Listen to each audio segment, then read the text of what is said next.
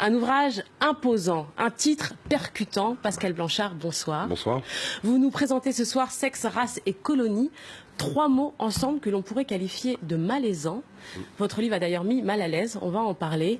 Vous avez rassemblé dans cet ouvrage plus de 1200 photos, lithographies autour de la représentation de l'autre par les Blancs, à travers des chapitres intitulés Fascination, Domination, Décolonisation et Métissage. On va en parler avec vous. Merci d'être avec nous dans le Journal de l'Afrique. Alors, première chose, vous parlez de sexe, d'attirance, mais on se demande... Comment est-ce que ça peut se produire, puisque justement le colon voyait l'homme noir comme déjà un sous-homme, même pas un homme, des fois un animal. Pourquoi est-ce qu'il y avait attirance alors? On est toujours attiré par ce qu'on ne connaît pas. Et tout le 15e, 16e, 17e siècle ont fabriqué des mondes exotiques. Dans ces mondes exotiques, il y avait des populations. Et ces populations, par les premiers peintres, les premiers voyageurs, ont semblé raconter l'histoire d'un paradis perdu. Mais c'est valable aussi bien en Afrique qu'en Asie, en Océanie ou dans les Amériques. Et donc il y a à la fois une domination via l'esclavage, via la domination des premiers temps coloniaux, des conquistadors, et en même temps, ces corps nouveaux fascinent. Quand vous regardez les atlas, les premières gravures et les premières peintures, vous voyez toujours des corps dénudés. Alors que l'Occident cache son corps. Vous avez le sentiment d'un homme premier, d'une primature, d'un retour au naturel. Et il y a donc une forme de fascination, et dans le même temps, on contraint ces corps, on les oblige au travail, dans le même temps, on les domine psychologiquement parce que nous sommes l'Occident. C'est quelque chose de très mélangé, de très complexe, mais il faut se dire une chose, les gens à l'époque ne voyageaient que très peu. Les milliers de gens qui vivaient en Occident n'iraient jamais dans ces autres mondes. Donc ils avaient à la fois une forme d'attirance et en même temps une forme de mépris. Les deux se sont entrecroisés. Alors je le disais... Vous avez rassemblé plus de 1200 photos et lithographies, des fois qui mettent mal à l'aise, qui mettent les hommes noirs, asiatiques dans des positions compromettantes.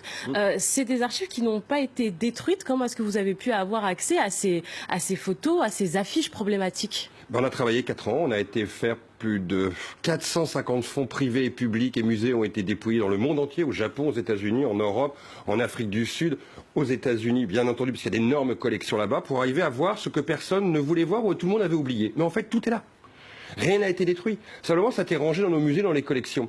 Et les mettre bout à bout, on a travaillé sur plus de 70 000 documents pour en sélectionner 1200. En les regardant sur 6 siècles, on arrive à comprendre en fait comment l'Occident s'est arrogé un droit sur l'autre, mais à la fois à fabriquer une forme de fantasme pour ceux qui allaient aux colonies et en même temps à montrer ses propres exactions. Car il n'y avait aucune retenue. C'était une sorte de safari incroyable dans les territoires coloniaux où l'homme blanc, ou japonais pour l'Empire japonais, se croyait tellement intouchable qu'il se permettait lui-même de montrer ses proies et sa domination. Alors vous parlez de l'homme, mais il y a aussi des images de femmes blanches dominant des hommes noirs. C'était dans quel cadre?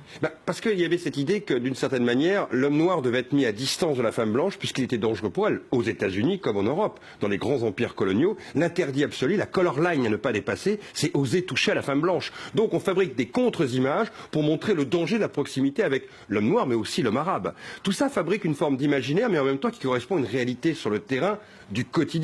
Je rappelle que dans la plupart des lynchages aux États-Unis, la plupart des cas, les hommes auront été castrés après avoir été lynchés. C'était de dire, vous avez osé regarder, parler, toucher à la femme blanche. C'est la color line absolue. C'est pour ça que vous avez ces images. En fait, ce sont des images pour bien signifier que l'homme noir est dangereux, que son corps est dangereux, alors que lui, l'homme blanc, a le droit de posséder la femme de l'autre.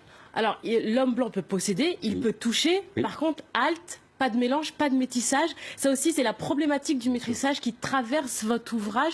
Qu'est-ce qui posait problème? Vous l'imaginez bien, d'un côté, on autorise l'homme blanc à tout faire aux colonies, mais le risque, c'est le moment de perdre la supériorité de cet homme blanc, puisqu'il peut y avoir des enfants qui naissent de ces alliances. Donc il y a toute une ambiguïté. D'un côté, on va autoriser une totale liberté, de l'autre côté, on va dire attention aux enfants, que va-t-on faire d'eux? Donc attention aux métis, car c'est un risque de perdre quelque part ce suprémacisme qui est la base même de toute idée coloniale. Et donc c'est une ambiguïté incroyable qui va accompagner pendant 6 siècles cette histoire. On va d'un côté dire lâchez-vous et de l'autre côté attention. On ne reconnaît jamais les métis finalement. On les reconnaît jamais et quand à un moment ils deviennent trop nombreux comme par exemple en Indonésie ou dans certains territoires coloniaux ou aux Antilles, on ne sait pas quelle place sociale leur donner, quelle place politique. Qui sont-ils en fait? Est-ce qu'ils sont du côté du colon? Est-ce qu'ils sont du côté du maître pour le temps de l'esclavage? Ou est-ce qu'ils sont du côté des dominés? C'est toute cette ambiguïté-là qui va faire à un moment que ces mondes vont basculer puisque à l'intérieur de ces espaces de métissage vont émerger notamment les élites de demain. Alors je disais, votre ouvrage interpelle Pascal Blanchard, et parmi les critiques qu'on peut trouver, c'est le fait de dire on savait que ça existait, pourquoi le montrer aussi grand, aussi gros? Qu'est-ce que vous répondez à ça? Alors on savait que ça existait, je ne sais pas qui, parce que la domination masculine aux colonies sur 6 siècles, on n'en parle pas tous les jours, ni dans les médias, ni dans la tête des gens. Moi je rencontre plutôt des gens qui me disent nous n'imaginions pas ça. Seuls ceux qui sont descendants de ceux qui ont vécu ça savent ce qui s'est passé, connaissent les conséquences de cette histoire. Sur de très longs siècles, si vous allez aujourd'hui aux Antilles ou en Afrique, on connaît cette histoire. Mais en Occident, la plupart des Blancs ignorent totalement ce récit. Ils pensent que de temps en temps, certains ont dû aller au bordel. Mais ils ne comprennent pas que l'histoire de la colonisation, c'est certes coloniser des terres, mais c'est aussi coloniser des corps, leur imposer un système. Et quand vous colonisez le corps de la femme, vous humiliez son mari. Vous donnez quelque part une forme de droit absolu sur tous les autres. Vous humiliez des générations d'individus qui savent que, in fine, ils ne pourront pas porter plainte. Vous fabriquez un système de domination absolue. En parler, le montrer, c'est d'expliquer ce qu'a été aussi cette phase de la colonisation. Alors justement, vous parlez aussi des descendants, et on a pu lire aussi des papiers où des personnes de la diaspora africaine se sont senties mal à l'aise en parlant de droit à l'image, de mal-être de ces descendants qui peuvent voir l'image d'une arrière-grand-mère, d'une arrière-arrière-grand-mère. Qu'est-ce que vous répondez à ça? C'est exactement le même débat qu'il y a eu dans les années 70-80 quand on montrait des images de la Shoah.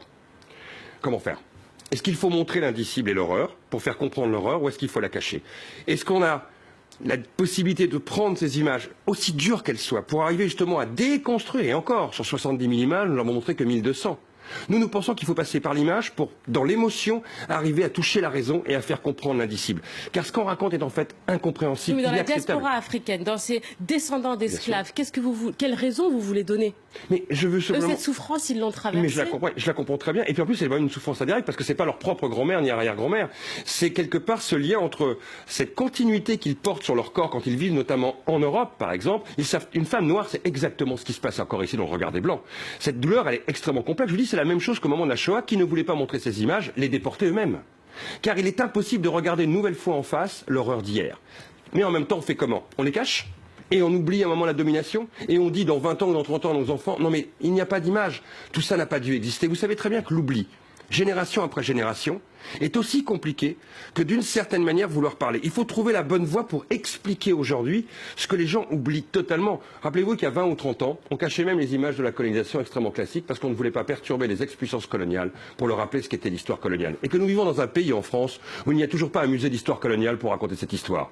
Est-ce que ça empêche tout le mal-être des jeunes de nos quartiers qui se demandent s'ils sont français? Il faut mieux raconter l'histoire. Je crois toujours que c'est plus utile. Je crois que le savoir permet de dépasser l'émotion et la passion. Le moment est douloureux, il est difficile, mais en même temps il permet d'aller plus loin. Merci Pascal Blanchard. Merci. Bon, il faut attendre pour les petits-enfants pour leur montrer les photos. Tout à fait, je le dis bien, c'est un livre qui est difficile, il faut attendre d'avoir plus de 18 ans pour le voir. Sexe, race et colonie, co-dirigé par vous Pascal Blanchard. Merci d'avoir été avec nous dans le Journal de l'Afrique. Merci de nous avoir suivis. Tout de suite la suite de Paris Direct avec Aude Le Christ.